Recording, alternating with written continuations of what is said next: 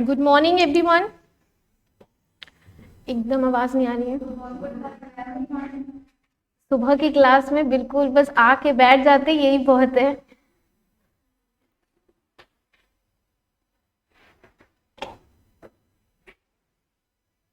ठीक है, तो कल हम लोग ने एक देखा था कि हम लोग का एक टॉपिक और बच रहा है इंटरनेशनल बॉडीज का। वो क्या है?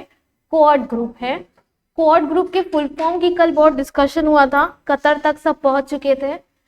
तो पता चला कि कोई फुल फॉर्म ही नहीं है और कंट्री 4 है। ये तो बात समझ में आ गई थी नाम से। तो कौन सी वो 4 कंट्रीज थी जिसका ये क्वाड्रिलेटरल बन रहा है? US, Japan, India and Australia. तो बात आती है क्या इंडिया है? हाँ है। US, Japan, India and Australia. ठीक है,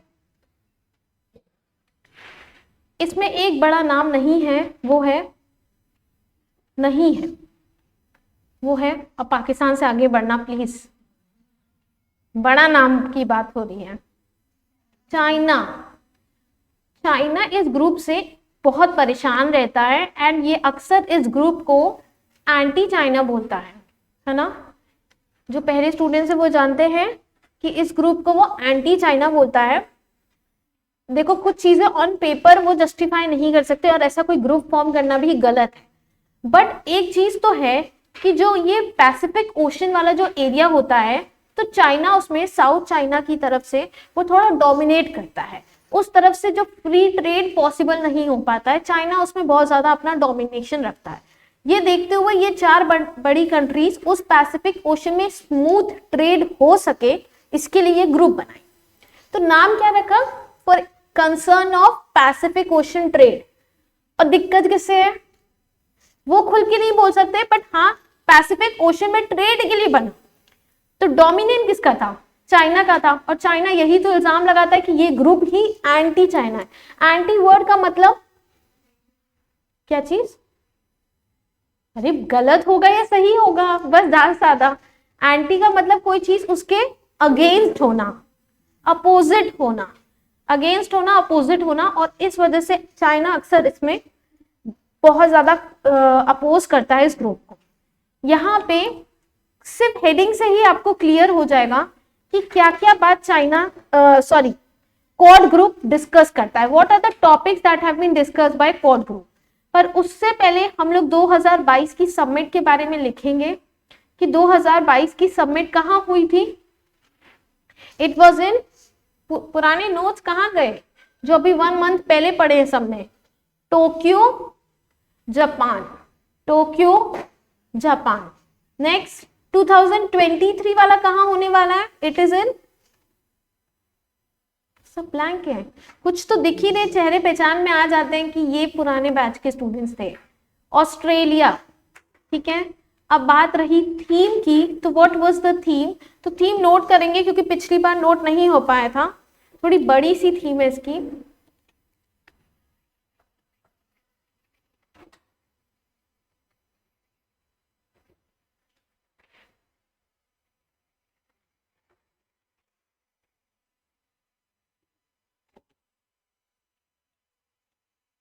India's opportunities, India's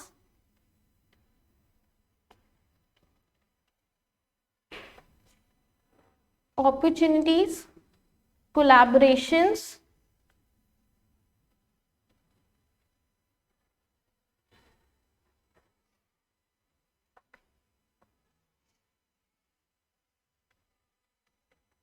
and extending four nation grouping economic outlook। Grouping आ रह गया यहाँ पे, ग्रुपिंग इकोनॉमिक आउटलुक।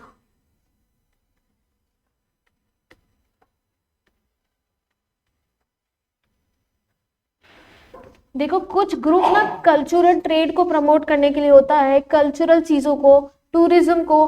पर ये सीधे सीधे बोल रहा है ये किसके लिए? इकोनॉमी से कंसर्न है।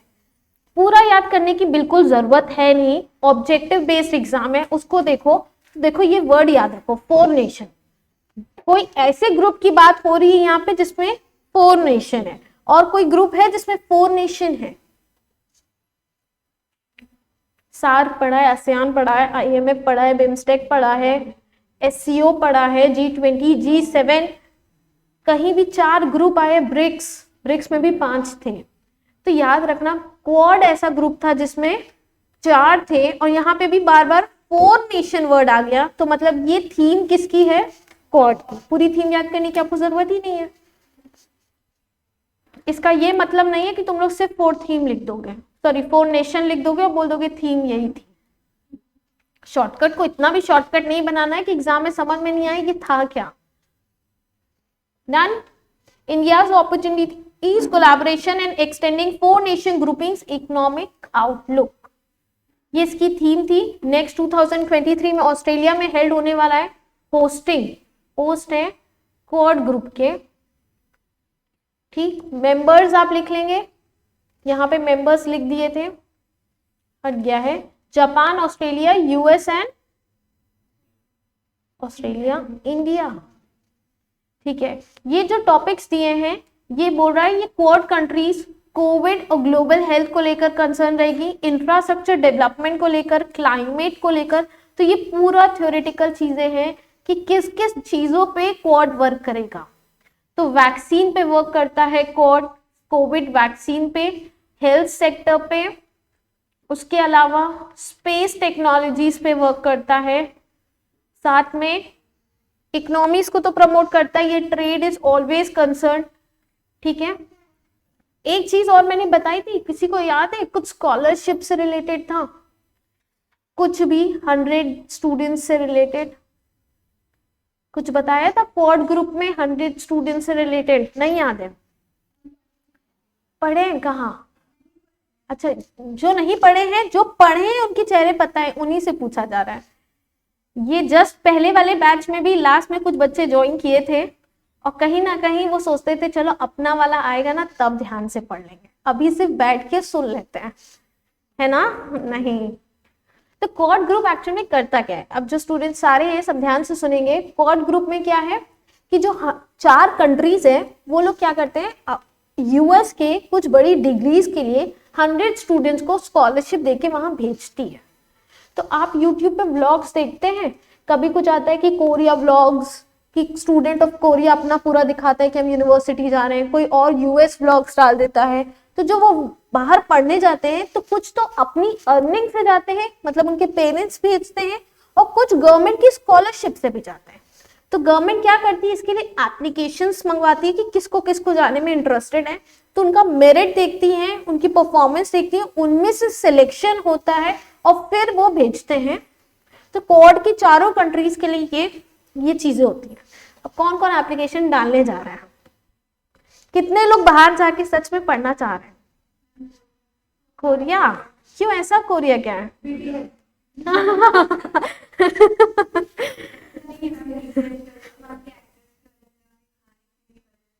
खाने में ऐसा क्या कोरिया में दिख गया? चॉपस्टिक्स के अलावा हमें फैशन भी मुझे कभी कुछ नहीं ऐसी दिखी। ठीक है, कुछ BTS के दीवाने हैं, वो स्कॉलरशिप्स, ऐसे बच्चों को तो बिल्कुल नहीं जाना चाहिए, बिल्कुल नहीं जाना चाहिए। जो मेरिट के बेसिस पे सिलेक्शन हो रहा है, बेस्ट चूज करना है, और ये BTS के चक्कर में कोरिया जाना चाहते हैं, इनके लिए सरकार को ध्यान से सुनना चाहिए, इनको पहले डिस्क्वालीफाई कर देना चाहिए। ठीक है, इसी शर्त पे भेजा जाना चाहिए कि वहां ये सब चक्कर में बिल्कुल नहीं पढ़ना है। ठीक है, तो हम लोग स्कॉलरशिप से ही जा सकते हैं, अपना तो कोई स्कोप है नहीं। अपना स्कोप नहीं है, स्कॉलरशिप मिल जाए तो कोरिया क्या, वर्ल्ड टूर पे निकल लेंगे हम लोग। अब सेकेंड पॉइंट है, बहुत इजी सा है, कि इंडिया बांग्लादेश में एक ब्रिज बना है, उसका नाम क्या रखा गया है? मैत्री सेतु। नाम लिखेंगे सब। मैत्री सेतु का इनॉग्रेशन हुआ है। इसको गेटवे ऑफ ईस्ट के नाम से भी जाना जाता है, gateway of north east, gateway of north east.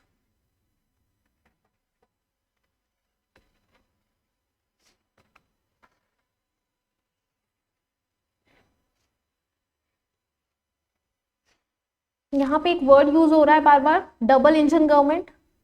किसी को पता है what is double engine government? कभी नहीं सुना न्यूज में, पॉलिटिक्स में? डबल इंजन गवर्नमेंट, क्या गवर्नमेंट के दोनों तरफ डबल इंजन लग जाता है? अरे कुछ तो लॉजिक होगा इस वर्ड का, कोई ट्राई तो करो। What is double engine? दो लोग के पास, चलो और कोई? दो लोग बोला, अगर उसकी जगह हम बोले दो सरकार, गवर्नमेंट है तो दो सरकार। चलो उसके अलावा ये पता है, ये ट्रांसलेट किया है, कुछ नहीं किया, डबल से दो ले आया, गवर्नमेंट से सरकार ले आया, कुछ दिमाग नहीं है। कोई और जो ऐसी और चालाकी कर सकता है? नहीं, कुछ नहीं पता तो ठीक है। दो टाइप की गवर्नमेंट क्या क्या है? Central government, state government. Central government में इस समय करंटली रूलिंग पार्टी कौन है? बीजेपी है। डर क्यों रहे हो? कांग्रेस तो नहीं है? इसमें क्या करना? स्टेट गवर्नमेंट योगी जी है। अरे पार्टी का नाम बीजेपी है, ठीक है। पंजाब की बात करना है, पंजाब की बात करें, सेंट्रल गवर्नमेंट बीजेपी, और central government BJP, state government AP क्या होता है? आम आदमी पार्टी। सही बोल रही है, बस उतना ही बोलेंगे जब तक कंफर्म ना हो जाए सही है। दैट इज आप, ठीक है। तो ये बीजेपी है आप, यहाँ यूपी की बात हो रही है, सेंट्रल गवर्नमेंट में बीजेपी। यहाँ पे state government and central government different parties की है। तो क्या होता है, सेंट्रल स्टेट के रिलेशन उतने अच्छे नहीं होते हैं अगर पार्टीज डिफरेंट रहती है। तो कुछ कंट्रीब्यूशन में दिक्कत आती है, फंड्स में दिक्कत आती है, फंड्स अलॉट नहीं होते क्योंकि अरे दूसरी पार्टी वाली हम कितना फंड्स देंगे। यहाँ दोनों ही किसकी पार्टी है? बीजेपी की। एक ही पॉलिटिकल पार्टी दोनों जगह रूल है, तो क्या योगी जी कुछ कह सकते हैं मोदी जी को? नहीं, वो दोनों के साथ के हैं। पर क्या यहाँ आम आदमी पार्टी बार बार मोदी जी को कुछ ना कुछ बोलती है कि नहीं बोलती है? तो ये है डबल इंजन गवर्नमेंट। अगर एक ही पार्टी के दोनों जगह पे गवर्नमेंट बनेगी तो वहां पे बेटर फंक्शनिंग होगी, स्मूथ गवर्नमेंट होगा, और स्मूथ गवर्नेंस के लिए इसको डबल इंजन गवर्नमेंट कहते हैं।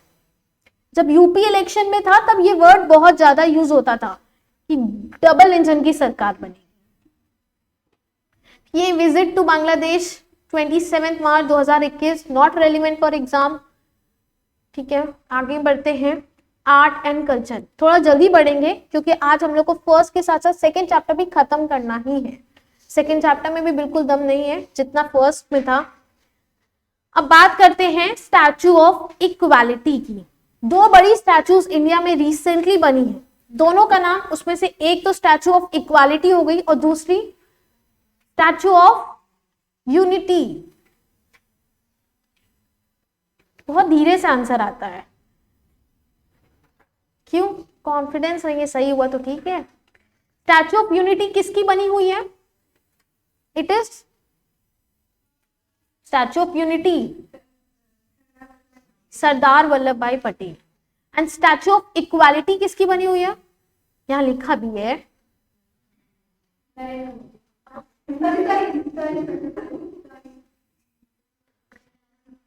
डबल इंजन गवर्नमेंट से बाहर निकल गया। श्री रामानुजाचार्य, श्री रामानुजाचार्य की ये स्टैचू ऑफ इक्वालिटी बनी है, ठीक है। जो फैक्ट्स है हम साइड में लिखते चलेंगे, ठीक है। स्टैचू ऑफ इक्वालिटी में जो इंपॉर्टेंट फैक्ट्स है हाईलाइट कर दो या साइड में लिख लो। Shri Narendra Modi, honourable prime minister of India, dedicated to the nation the Statue of equality in Hyderabad. The place of this statue is Hyderabad. Underline करो, सर्कल करो, मार्क करो, जो करना है, पर इसको हाईलाइट रखना है। 216 feet tall statue. Length of the statue, height क्या है? What is the height? 216 feet. Commemorates the 11th century Bhakti saint Shri Ramanujacharya. जो लोग हिस्ट्री बैकग्राउंड को ध्यान से पढ़े थे तो दो टाइप के सेंट होते थे, एक सूफी सेंट्स होते थे, एक भक्ति सेंट। क्वेश्चन आ सकता है रामानुजाचार्य किसके सेंट थे? दैट इज भक्ति सेंट थे। जब भी आप न्यूज में किसी की 50th, 100th, 150th, 500 या 1000 बर्थ एनिवर्सरी देखो तो वो पर्सनालिटी इंपॉर्टेंट हो जाता है एग्जाम पॉइंट ऑफ व्यू से। बहुत सारे लोगों ने कुछ ना कुछ काम किया है, पर न्यूज में तब आएंगे 100वीं जयंती थी, 1000वीं जयंती थी, इस वजह से वो न्यूज में आ जाते हैं और फिर वो आपके कोर्स में आ जाते हैं। ठीक है, on the hand he is ये सब ठीक है। नेक्स्ट सीधे आएंगे, यहाँ पे प्राइम मिनिस्टर की स्पीच लिखी हुई है कि वो कैसे श्री रामानुजाचार्य इक्वालिटी को प्रमोट करते थे। टेम्पल्स में on the basis of caste allowed नहीं होना चाहिए, all the caste have equal to visit temples. इन सब चीजों की बात यहाँ पे प्राइम मिनिस्टर ने अपनी बात में कही। नेक्स्ट यहां पे आओ, the word panchaloha, the statue is made up of panchaloha. 5 metal से ये स्टैचू बनी है। वो 5 मेटल क्या है? Gold, silver, copper, brass and zinc. Underline करेंगे, gold, silver, copper, brass and zinc.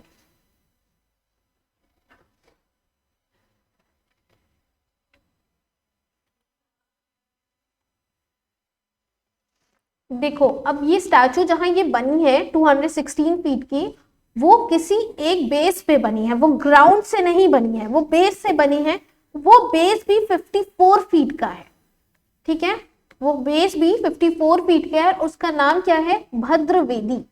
Has floors and devoted to Vedic digital library. उसमें क्या है? अंदर डिजिटल लाइब्रेरी इन्होंने बनवाई है और उसके ऊपर वो स्टैचू बना है। तो उसका टर्म याद रखना है, भद्र वेदी।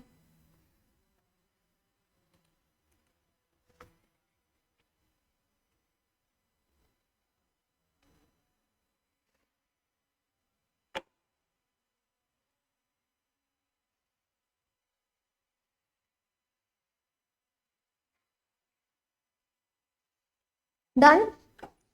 Born in the year 1700 CE at Shri पेरुम, ये साउथ इंडिया के ही हैं, पर ये स्पीच में भी उन्होंने बोला था प्राइम मिनिस्टर ने कि रामानुजाचार्य साउथ इंडिया से बिलोंग करते हैं, पर उनकी जो टीचिंग्स रही हैं वो पूरे north, south, east and west को कनेक्ट किया है।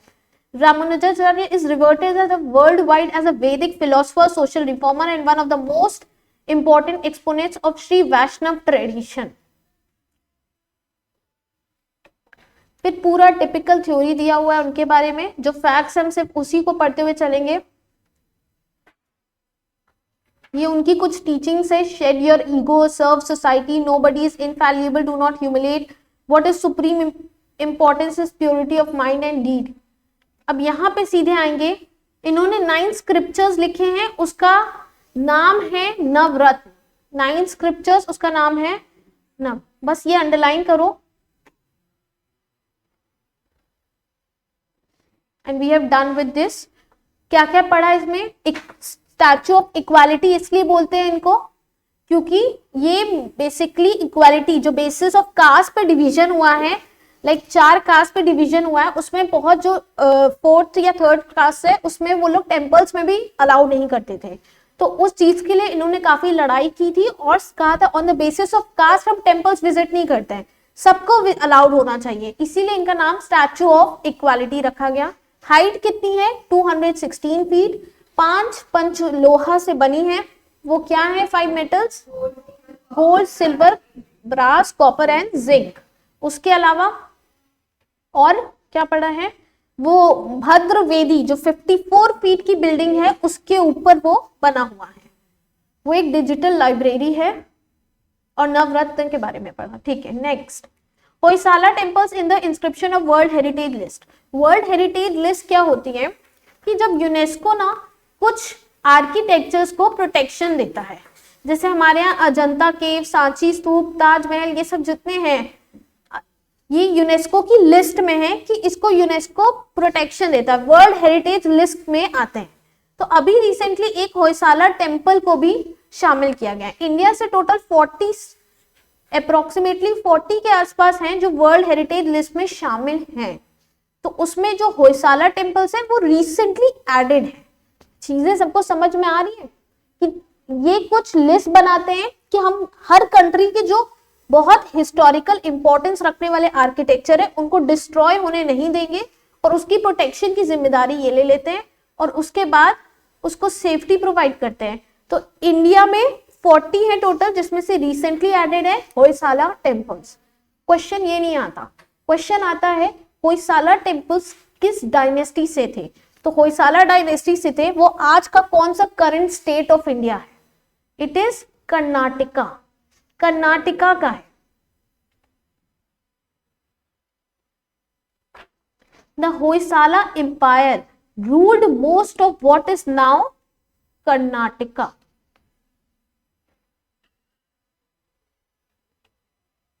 यहाँ पे capital of Hoysala was initially located in Belur and but was later move to हालीबेदु।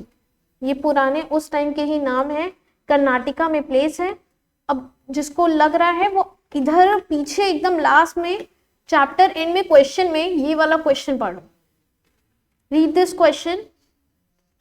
India has finalized Hoysala temples located in which state as its nomination for World Heritage Site List 2022 to 2023? It is Karnataka। ठीक है, directly आते हैं हम लोग वापस अपने topic पे। ये होयसाला टेम्पल्स के बारे में, इनके आर्किटेक्चर्स के बारे में दिया है। परीक्षा पे चर्चा, this is for your self motivation. Exam में जाना है तो कॉन्फिडेंस के साथ जाना है, ये जाना है, ऐसे करना है, वैसे करना है, ये सब लिखा हुआ है इसमें। तो ये सेल्फ मोटिवेशन का है, ये एग्जाम पर्पस का नहीं है। ये एक्चुअल में होता क्या है, जब प्राइम मिनिस्टर नरेंद्र मोदी मन की बात में परीक्षा पे चर्चा करते हैं कि मतलब जो स्टूडेंट्स 10th और 12th बोर्ड एग्जाम देने जा रहे हैं उनको मोटिवेट रखने के लिए है। तो आप इसको रीड करोगे तो खुद ही आ जाएगा। देखो, the parents to work on strength and weakness of their children, not to run away from any subject. इसका एग्जाम रेलिवेंस कुछ नहीं है, पर हाँ सेल्फ मोटिवेशन के लिए। ठीक है, आगे बढ़े। किसी को वो पढ़ना है परीक्षा पे चर्चा, इतना टाइम नहीं है, कोर्स खत्म कराना है। अब बात आती है न्यू एजुकेशन पॉलिसी की। तो न्यू एजुकेशन पॉलिसी में डेप्थ में कुछ भी नहीं दिया है, शॉर्ट में मतलब बताए। एक नई पॉलिसी लाए हैं। पहले का हमारा 10+2 चलता था, 10 क्लास +2, 11, 12 ऐसे चलता था। अब इन्होंने कर दिया है 5+3+3+4। अब कितना हो गया? 15। यहां कितना था? 12। तो क्या ग्रेजुएशन को इसमें इंक्लूड किया गया है? ये जो 12 था, क्लास 1 से लेकर क्लास 12 तक का शेड्यूल देते थे। यहाँ पे ये किंडरगार्टन को इंक्लूड कर लिए, जो पिछले 3 साल थे। 12th के बाद वाले 3 साल की बात नहीं हो रही, क्लास 1 से पहले वाले 3 साल जो होते थे, जो सबने खेल खेल में बिता दिए थे, उसकी बात हो रही है। तो एक्चुअल में गवर्नमेंट ने भी सोचा था, बहुत अच्छी पॉलिसी है। इसके बारे में जानना है कि ये जब बन रही थी तो एक छोटे से छोटे डिस्ट्रिक्ट से भी ना सलाह ली गई थी कि कैसी पॉलिसी बनाएं, क्या आप चाहते हैं, क्या बदलाव होना चाहिए हमारे पढ़ाई के स्ट्रक्चर में। तो बहुत सारे आप लोग भी पढ़ते होंगे ना कि थ्योरी में क्या रखा है, ये सब चीजें अगर प्रैक्टिकल सिखाते तो हम लोग शायद बेटर कर पाते। ये सब हर बच्चे के मन में आता है कि थ्योरी में क्या रखा है, उस चीज को हाईलाइट किया गया। लैंग्वेज प्रॉब्लम थी एक, वो देखी गई कि मदर टंग में बच्चे ज्यादा अच्छा कनेक्ट कर पाते। If I am teaching in Hindi you will get better than complete English. ये कंप्लीट इंग्लिश या कंप्लीट हिंदी दोनों में दिक्कत होती है। बाइलैंग्वेज टीचिंग इज वेरी गुड कि थोड़ा हिंदी एंड थोड़ा इंग्लिश। तो लैंग्वेज पे फोकस किया गया। उसके अलावा ये सिस्टम जो रखा गया ना कि पहले 3 साल से ही फोकस करेंगे, उसमें उन्होंने प्ले में बच्चों से देखा कि बच्चे स्कूल जाना क्यों नहीं चाहते थे। तो फाइंड आउट हुआ कि स्कूल में पढ़ाई स्टार्टिंग से ही करवाना शुरू कर देते थे। याद है, वो डॉट डॉट बनाते थे, फिर उसको ज्वाइन करते थे। तो ये सिस्टम सब हटाया गया कि वो खेलना चाहते हैं, स्कूल बुला के खेलने दी जिनको। तो नई नई एक्टिविटीज लेकर आए। सपोज पाम पेंटिंग है, मिट्टी में बच्चों को छोड़ना, बच्चे खुद को गंदा करते हैं, सब डांटते हैं, बस स्कूल जाके वही काम करवाया जा रहा है। तो एक इस चीज से क्या हुआ कि स्कूल बच्चे आना शुरू हुए, भागना नहीं शुरू हुए। वो चीज पे फोकस किया गया और यही छोटी छोटी बातें रखी गई हैं कि मल्टीलिंगुअलिज्म को प्रमोट करना है, कि कैसे गर्ल्स एजुकेशन को प्रमोट किया जाए। ये सारी चीजें इसमें दी। ठीक है, हो जाएगा, ये समझ में आ गया। National education policy exam relevant उतना नहीं है, पर कोई भी टॉपिक छोड़ नहीं सकते, क्या पता इंस्टीट्यूट यही उठा के दे दे। Done. So we have done with this first chapter. ये Frank Walter Steinmeier has been re-elected as the president of Germany. Dr. Alka Mittal, first woman chairperson ONGC. What is the full form of ONGC? यहीं पे लिखोगे, सब ढूंढ के लिखोगे, अभी नहीं लिखवा रहे हैं। ONGC का फुल फॉर्म तो आपको पता होना चाहिए। O से, N से, G से, C से बड़ा स्ट्रगल है। Who was the most expensive player sold in IPL mega auction? Ishan Kishan किस टीम से थे? मुंबई इंडियंस। श्योर? क्रिकेट का तुम लोग ज्यादा अच्छे से जान सकते हो। Next, prime minister Narendra Modi inaugurated statue of equality in which city? Hyderabad. ठीक है, we have done with our first chapter. क्या कुछ छूटा है?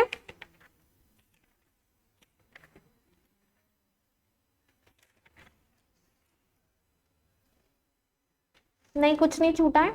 We can go forward in chapter 2। ठीक है, दो बड़े टॉपिक जिसको एक्स्ट्रा क्लास के लिए रखा गया है, एक तो मैंने बोला था COP27 और दूसरा बजट। बजट के बारे में हम लोग अलग से पढ़ाते थे, पर अब इंस्टीट्यूट ने भी इस चीज को समझा कि बजट हम जब हर बार पेपर में दे रहे हैं तो बेटर है कि मॉड्यूल में भी डाल दें। 1 फरवरी को बजट आ जाता है, तो उसके बाद वाले जितने अटेम्प्ट्स वाले हैं उनके लिए मॉड्यूल में आ सकता है। तो इंस्टीट्यूट ने बड़ी मेहनत करके एक्चुअल में बजट को इंक्लूड किया है इसमें। चैप्टर 3 में पूरा बजट डाल दिया उन्होंने। ये है बजट का पार्ट।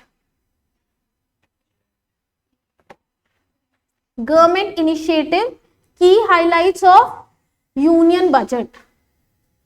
ठीक है, इसको हम लोग मॉड्यूल में भी पढ़ेंगे और जो एक्स्ट्रा नोट्स है उससे भी पढ़ेंगे। चैप्टर 2 पे आते हैं। पेज नंबर क्या है? 67।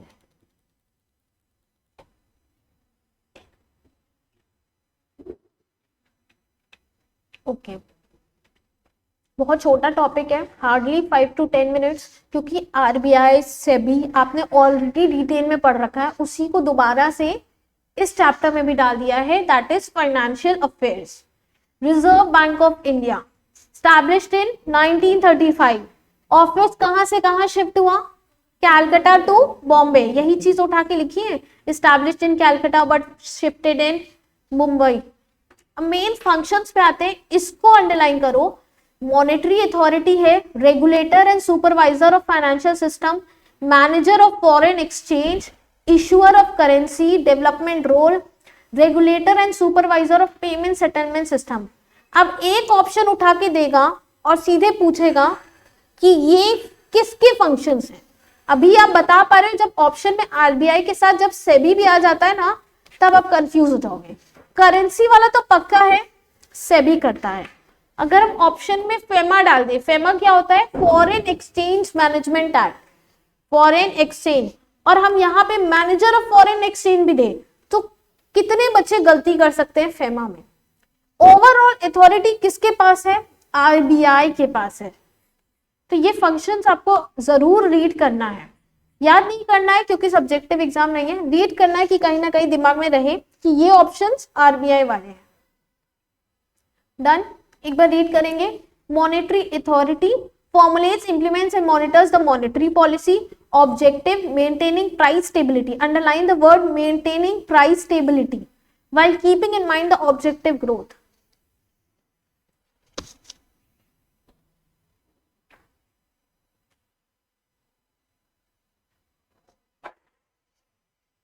आपको बैंक्स में, फाइनेंशियल इंस्टीट्यूशन में कोई भी प्रॉब्लम होती है तो एक पीछे अथॉरिटी खड़ी है आरबीआई, तो उस पर भरोसा होता है कि ये नहीं सुनेंगे तो आरबीआई सुनेगा। आरबीआई ने तो अपनी खुद के कस्टमर का केयर का ईमेल आईडी भी दे रखा है, मोबाइल नंबर्स भी है, हेल्प डेस्क नंबर है कि आप वहां पे कंप्लेन करिए। अगर bank with in the time frame problem नहीं सुनता है तो आरबीआई सुनेगा।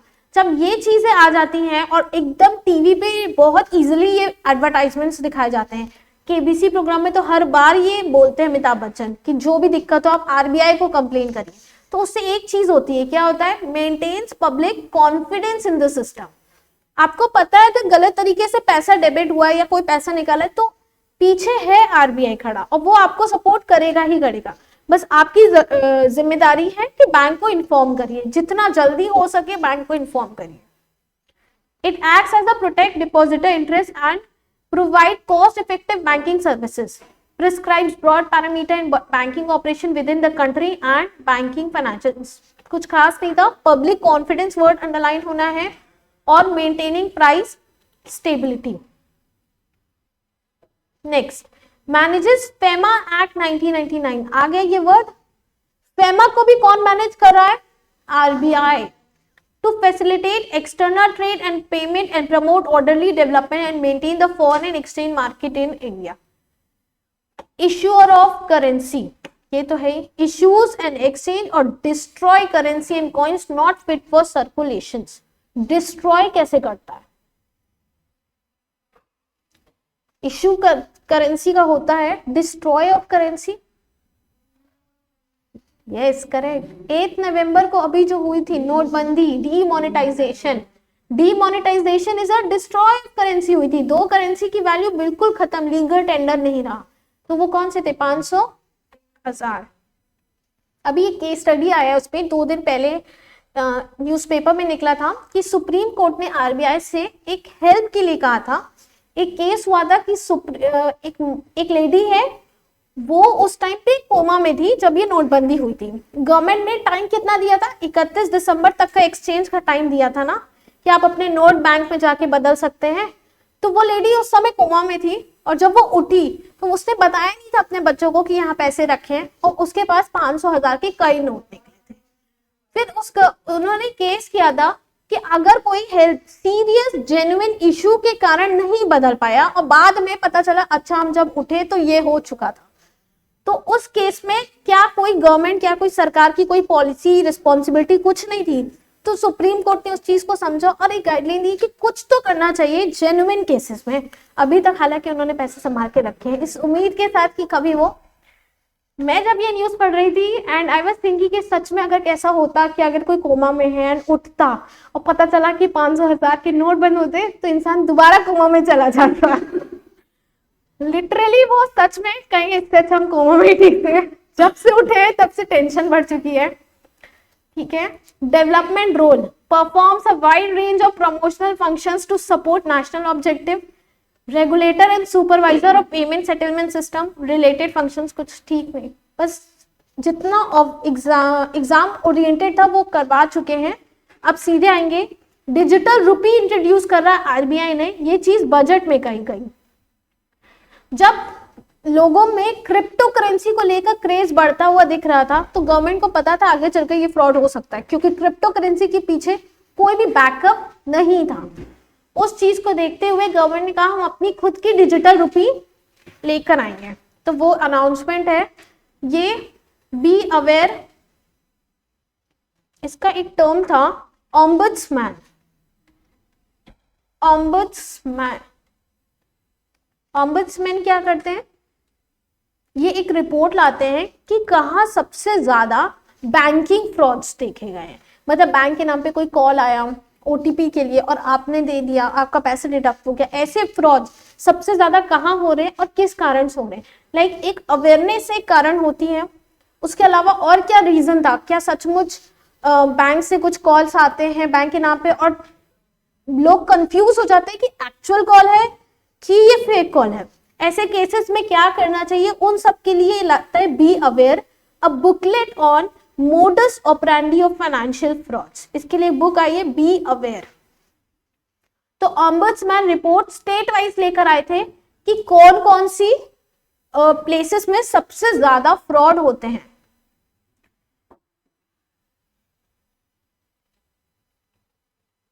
ये एक्चुअल में जेन्युइन चीजें हैं, मैंने पहले भी शेयर किया था, ये चीज मेरे साथ भी हुई थी, पहले भी बताया था कि बहुत आसान होता है लोगों को बोलना कि ओटीपी नहीं बताना चाहिए, ऐसे नहीं बताना चाहिए। मेरे खुद के साथ हुआ था कि एक पता नहीं क्या सर्च करते करते फ्लिपकार्ट अमेजोन की जगह कुछ और ही वेबसाइट खुल गई एंड कुछ और ही ऑर्डर हो गया। Generally I prefer cash on delivery, पर दिमाग पता नहीं कहाँ था एंड पेमेंट भी कार्ड से कर दिया और बहुत कम अमाउंट था, 1000 के अंडर ही था, पर वो आया नहीं कभी, जो पार्सल था वो कभी नहीं आया। 15 दिन, 20 दिन, 1 महीना, 45 डेज बीत गए एंड मैंने उनको मेल भी डाला था कि कुछ नहीं हुआ। फिर उनका एक हेल्पलाइन नंबर दिखा, कस्टमर केयर, उसमें लोगों के ना कमेंट्स पड़े हुए थे जो कि इस ऐप को आप कभी डाउनलोड मत करिए, मैंने 9000 का मोबाइल खरीदा है आज तक नहीं आया, किसी कंज्यूमर ने लिखा था। तो उसका वो 9000 वाला कमेंट पढ़ के ना मुझे बड़ा सुकून मिला कि चलो मेरा कम ही गया है, इसका दुख तो मेरे से भी बहुत ज्यादा है। मैंने अपने घर में भी कभी नहीं बताया कि इस टाइप का कुछ ऑर्डर किया था और वो आया नहीं, क्योंकि सब कहेंगे कि खुद पढ़ा के भी ऐसी बेवकूफी मेरे से भी हो सकती थी, पर हुई है। पर लोगों का दुख देख के अपना दुख बहुत कम हुआ था कि चलो कम से कम में ही सबक सीख लिया है। Next, the digital payments through UPI kick start. What is the full form of UPI? बहुत यूपीआई पेमेंट करते हैं, यूपीआई का फुल फॉर्म, यूपीआई का फुल फॉर्म गूगल पे, पेटीएम बहुत चलता है, पर कभी यूपीआई का जानना ही नहीं चाहे कि यूपीआई का फुल फॉर्म क्या है। Unified payment interface, unified payment interface यहां पे लिखा भी है, ठीक है। ये पैराग्राफ किस बारे में है कि जनवरी 2022 लगते लगते यूपीआई पेमेंट्स बहुत बड़े थे, जनवरी 22। अब एग्जाम कब है? जनवरी 23। तो क्या ये रेलिवेंट है? नहीं है, पर यूपीआई का फुल फॉर्म आपको पता होना चाहिए, unified payment interface. Inclusion of Sikkim state cooperative bank limited in the second schedule of RBI. कुछ शेड्यूल कमर्शियल बैंक्स होती हैं, कुछ स्मॉल मीडियम एंटरप्राइज बैंक्स होती हैं, कुछ नेशनलाइज बैंक है, कुछ फाइनेंशियल इंस्टीट्यूशन है। तो सेकंड शेड्यूल जो आरबीआई का, उसमें एक बैंक का नाम ऐड किया गया, वो क्या है? Sikkim state cooperative bank, market Sikkim state cooperative bank limited. यहाँ पे फिर वही डिजिटल पेमेंट और ई लॉन्च होने वाला है रुपी का, 2021 की न्यूज दी गई है, इसको नहीं रेफर करेंगे।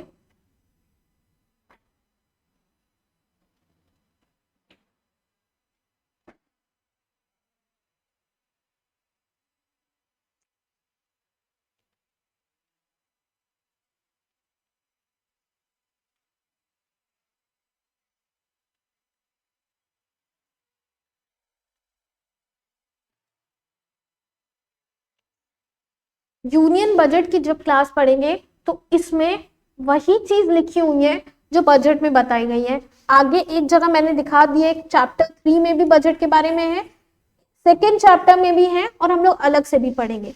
तो बेटर है 3 जगह एक चीज पढ़ने से अच्छा कंसोलिडेट करके एक साथ पढ़ेंगे। तो इसको क्या करना है? To be covered along with union budget class. पर आप ये 4 चीज जरूर लिख ले, रीड एंड लर्न और एलोकेशन, ये अमाउंट, जितने एलोकेशंस के अमाउंट है वो डायरेक्ट पूछ लेता है कितने हजार करोड़ किस में दिए गए।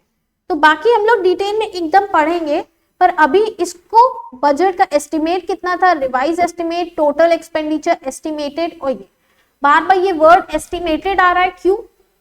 क्योंकि बजट बनता ही एस्टिमेटेड चीजों के लिए है। पूरे साल में क्या क्या खर्च और किस पे करना है वो सब चीजों का एस्टिमेशन ही होता है। ये investor charter issued by SEBI, ये ऑलरेडी कवर्ड है। Investor charter, rights and responsibilities, dos and don'ts, already covered है कि नहीं है? नाउ इसके एमसीक्यू पे आते हैं। विच union territory has become the national single window system? National single window system होता क्या है? आंसर जो मार्क्ड है जम्मू एंड कश्मीर, पर होता क्या? What is national single window system? National मतलब कंट्री, सिंगल विंडो सिस्टम क्या होता है? वाह, एक ही जगह पे सारी प्रॉब्लम्स का सलूशन, जैसे किसी एडवर्टाइजमेंट की लाइन बना दी है। अरे ये तो सिंगल विंडो की जगह तुम तो डाइवर्जन कर दिए एकदम। कुछ तो होगा, बस 2 बच्चों का दिमाग चल रहा है, चाहे वो सही चाहे गलत, बाकी सब तो बंद है एकदम। अरे गलत ही होगा ना, ट्राई तो करो। नेशनल सिंगल विंडो सिस्टम का नाम से क्या लग रहा है? बताओ बताओ, फर्स्ट बेंच गाइडेंस देगा, ठीक है। और पीछे तुम बताओ, कुछ तो, अरे दिमाग कुछ तो चलेगा कि बिल्कुल बंद है। 3 जगह से आंसर आया बस। कंपनी सेक्रेटरी बनने जा रहे हैं, आपको अगर अपना बात रखने नहीं आ रही है तो आप क्लाइंट से कैसे डील करेंगे? कुछ भी, चाहे आपको पता हो चाहे नहीं, एटलीस्ट राय कुछ तो होगा कि ये इस बारे में हो सकता है। ठीक है, national single window system. Problem is when a person who comes from abroad, उसको नहीं पता कि कहां से कौन सा अप्रूवल लेना है। ठीक है, सपोज एक बिजनेस स्टार्ट करने जा रहे हैं, बिजनेस स्टार्ट कर रहे हैं तो आपको कंपटीशन कमीशन ऑफ इंडिया से लेना पड़ सकता है। अगर आप बाहर से है, इंडिया के बाहर से, तो फेमा भी आपके ऊपर एप्लीकेबल है। आपको आरबीआई की भी गाइडलाइंस प्रोवाइड करनी है, और जिस स्टेट में आप बिजनेस शुरू करने जा रहे हैं वहां के स्टेट गवर्नमेंट का देखना है, फिर इंडस्ट्रियल सेक्टर को देखना है, एनवायरमेंट पोल्यूशन को देखना है, दुनिया भर के अप्रूवल्स लगते हैं। अब प्रॉब्लम इज, इंडिया को अक्सर ना रेड टेप बोला जाता है। What is red tape? Procedure इतना लंबा है कि कोई चाह के भी इन्वेस्ट नहीं करना चाहता, और स्ट्रिक्ट प्रोसीजर है, लीनियर प्रोसीजर नहीं, स्ट्रिक्ट प्रोसीजर है। तो बाहर से लोग तब इन्वेस्ट करने आएंगे जब आप उनको थोड़ी ढील देंगे, तब तो कोई पैसा लगाएगा। फॉर एग्जाम्पल SEZ बनता है। SEZ क्या होता है? Special economic zone. उसमें कहा जाता है 5 साल अगर आप इस पर्टिकुलर एरिया में काम करते हैं तो हम आप पे कोई टैक्स नहीं लगाएंगे। तो ये स्कीम देख के लगता है चलो 5 साल पहले बिजनेस को ग्रो करते हैं, फिर प्रॉफिट होने लगेगा तब टैक्स देंगे। पर कुछ स्कीम आई है ऐसे ही, अप्रूवल्स बहुत ज्यादा लगते थे, तो सारे अप्रूवल्स को, जो सारे डॉक्यूमेंट्स थे, जो सब जगह सेम ही चीज प्रोवाइड करनी पड़ रही थी, उसको कंसोलिडेट करके नेशनल सिंगल विंडो सिस्टम बनाया गया, और सब कुछ एक जगह। अब आया सब कुछ एक जगह, सारी प्रॉब्लम्स का एक सोल्यूशन। घूम फिर कर बात कहीं आ गई, वहीं पे आ गई। तो सारी प्रॉब्लम का एक सोल्यूशन जिसने बहुत इजीली बोला था, उसकी पीछे वाली कहानी ये थी। डन। फिर immediate payment system IMPS transaction 5 lakh से 5 लाख बढ़ा दी गई है 2 लाख से, तो स्टेट बैंक ऑफ इंडिया ने बढ़ाई है। India's economy is expected to grow. इतना क्वेश्चन से ज्यादा इंपॉर्टेंट है कि रिपोर्ट कौन देता है? Economic outlook report IMF, world economic outlook IMF देता है। इंटरनेशनल मॉनेटरी फंड एक रिपोर्ट निकालता है, इकोनॉमिक आउटलुक। तो ये क्वेश्चन आ सकता है रेदर देन 2021 में क्या था। आई थिंक 2022 का शायद मैंने कहीं लिखवाया है, नहीं इसका 2022 में पता नहीं रिपोर्ट भी आई है कि नहीं। इस क्वेश्चन, इस आंसर से ज्यादा आपको इस क्वेश्चन को रेफर करना है कि ये रिपोर्ट कौन देता है? IMF देता है। ठीक है। SBI चेयरमैन रजनीश कुमार, अब तो कौन चेयरमैन हो गए हैं? दिनेश कुमार खरा हैज बीन, ये उस समय अपॉइंट हुए थे इकोनॉमिक एडवाइजर, पर अब ये SBI चेयरमैन फॉर्मर है, फॉर्मर चेयरमैन। तो करंट चेयरमैन कौन है? अपॉइंटमेंट लिस्ट में लिख लो।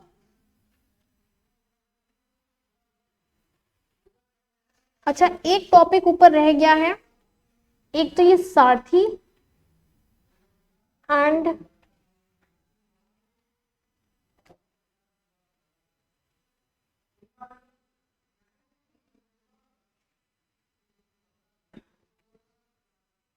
ये लाइन इंपॉर्टेंट है। The FI index has been constructed without any base year and such it reflects cumulative efforts of all stakeholders over the year towards financial institution. The annual FI index for a period ending this is इतना, ये मत लिखो 2021 वाला, सिर्फ इतना करना है कि जो फाइनेंशियल इंडेक्स बनता है उसका कोई भी बेस ईयर नहीं लेता है। बेस ईयर का मतलब आप इस ईयर से कंपैरिजन करेंगे कि हम कितना गए, तो उसने कोई भी बेस ईयर नहीं लिया है, तो there is no base year. यही क्वेश्चन लास्ट में पूछा है बेस ईयर के बारे में। और बात रही ये सारथी आपकी, सारथी का मतलब क्या होता है? सारथी the one who supports through out the journey, जो जर्नी पर सपोर्ट करता है। तो वही सेबी ने एक लॉन्च किया है सारथी, ये ऐप भी है सारथी ऐप ऑन इन्वेस्टर एजुकेशन। तो सारथी ऐप किसने इन्वेस्टर एजुकेशन पे सेबी ने लॉन्च किया है। The RBI has introduced financial inclusion index. What is the base year? It is no base year. Done.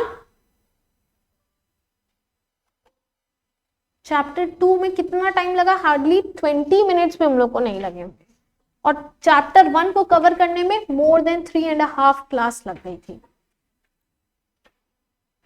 बात रही अब पॉलिटिकल सिनेरियो की, इसको आप यहां से बिल्कुल मत पढ़िए, ये रीड करने वाली चीजें मिनिस्ट्री की जो ऑफिशियल वेबसाइट है, कैबिनेट मिनिस्टर्स की ऑफिशियल वेबसाइट है, वहां से देखो करेंटली कौन कहाँ का मिनिस्टर है। ये आने की चांसेस बहुत कम रहती है, पर अगर रेफर करना है तो refer the website, original website.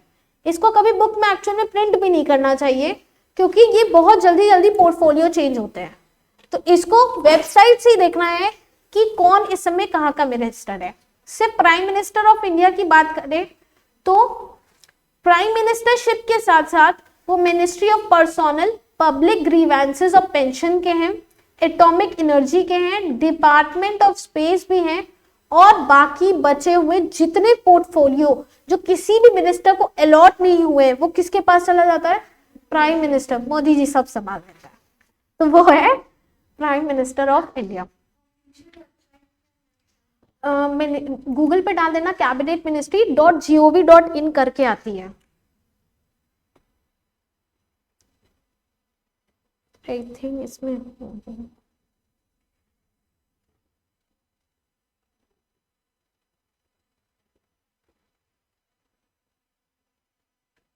www.india.gov.in।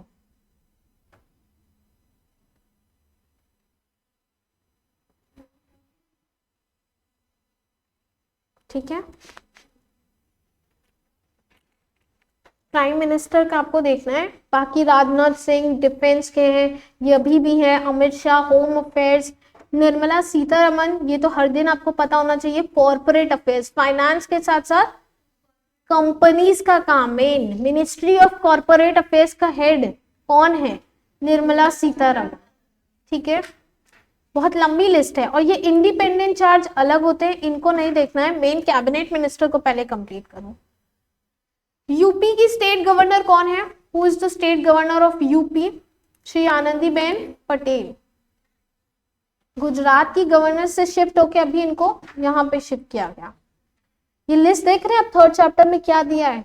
बस मिनिस्टर और उनका पोर्टफोलियो दिया है, और कुछ भी नहीं दिया। हाँ, इंपॉर्टेंट अगर अंडरलाइन करना है तो वो कर सकते हैं, पहले भी मैंने क्लास में एक बार बताया था। इंपॉर्टेंट का मतलब ये नहीं यही पढ़ के जाना है, इंपॉर्टेंट का मतलब आप इसको प्रीफरेंस में रख सकते हैं, पर पढ़ना सब कुछ है। Rajnath Singh, Amit Shah, Nitin Gadkari, road transport, highways. ये एक अभी रिसेंटली एक न्यू एडवर्टाइजमेंट भी आया था ना कि कुछ कार में एयर बैग्स को रिलेटेड, तो वो उसमें इनकी फोटो हर रोड रेलवे के रोड एंड हाईवे के जो भी एडवर्टाइजमेंट होते हैं इनकी फोटो भी बनी रहती है। Nitin Gadkari. Nirmala Sitharaman, ministry of finance. Doctor Subrahmanyam Jaishankar, women and child development के लिए स्मृति जुबिन ईरानी। कॉमर्स के लिए पीयूष गोयल। एजुकेशन धर्मेंद्र प्रधान। ये आपने नेशनल एजुकेशन पॉलिसी जो पढ़ी थी इसलिए इनका नाम पढ़ना है। Civil aviation Shri Jyotiraditya Scindia. Railways Ashwini Vaishnaw. Law and justice Kiren Rijiju. ये बहुत अच्छे मिनिस्टर हैं, बहुत ज्यादा अच्छे। तभी आप देखो एक स्पोर्ट्स मिनिस्टर को पिछले टर्म में स्पोर्ट्स दिया गया था, और इस 2019 के बाद से इनको क्या दे दिया गया? Law and justice. कितना बड़ा प्रमोशन है ये।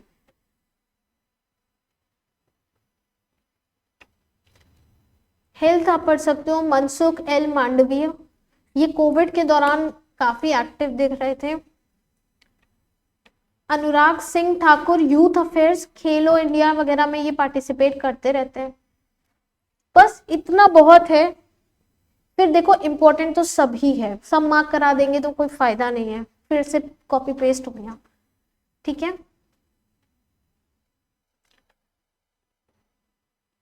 नेक्स्ट, ये न्यूज काट दो, उस समय इंपॉर्टेंट में थी क्योंकि पराग अग्रवाल को एक इंडियन ओरिजिन पर्सन को ट्विटर का सीईओ बनाया गया था, बट उसके बाद जब एलन मस्क ने टेक ओवर किया था तो पराग अग्रवाल को हटा दिया गया था।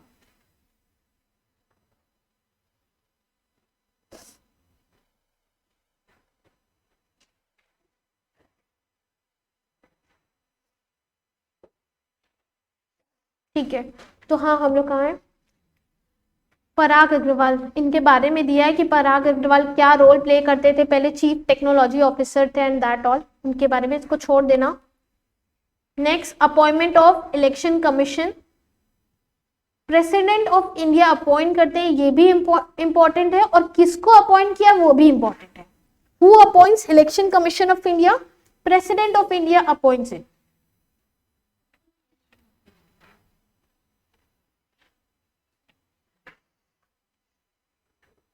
ये देखो ये सब ऑलरेडी कवर्ड है।